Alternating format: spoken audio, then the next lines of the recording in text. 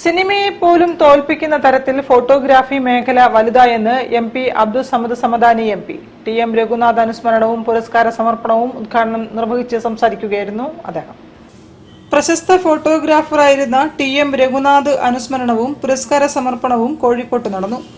MP. Abdul Samad Samadani MP. ഉദ്ഘാടനം ചെയ്തു. Photography എന്ന കലയെ അർപ്പണമായി കണ്ടു പ്രവർത്തിച്ച വ്യക്തിയായിരുന്നു ടി.എം. രഘുനാഥ് എന്ന് അദ്ദേഹം അനുസ്മരിച്ചു. അതാണ് രഘുവിനെ ഫോട്ടോഗ്രാഫറായിട്ടും ഒരു കലാകാരനായിട്ടും ഒന്നും അത് മാത്രമൊന്നും കാണാൻ സാധിക്കും. അദ്ദേഹത്തിന്റെ സഹൃദയത്വം, അദ്ദേഹത്തിന്റെ ഹൃദയ താപം, അദ്ദേഹത്തിന്റെ ഊഷ്മളത, പരിസരത്തെ മുഴുവൻ നിലാവ് പെയ്യിക്കാൻ സാധിക്കുന്ന, സ്നേഹനിലാവ് പെയ്യിക്കാൻ സാധിക്കുന്ന അദ്ദേഹത്തിന്റെ പെരുമാറ്റം, ചിരി, കളി, അതാണ് ഞാൻ കണ്ടിട്ടുള്ള Raghu.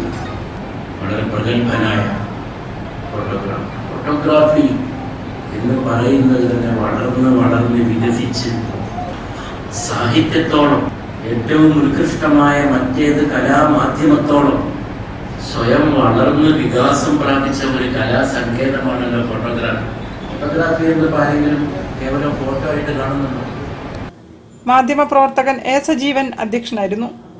Mayor Beena Philip, doctor Mili Mani, K P Sudheera, doctor Arsu, Navas Poonoor, doctor Colin Joseph, Nandakumar Moodadi, P Bhaskaran തുടങ്ങിയവരും പ്രസംഗിച്ചു.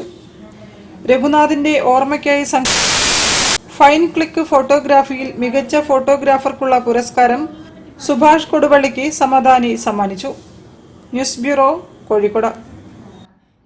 വുമൺ ഓൺ വീൽസ് പദ്ധതിക്ക് തുടക്കമായി. പദ്ധതിയുടെ ഭാഗമായി നാഷണൽ NGO കോൺഫെഡറേഷൻ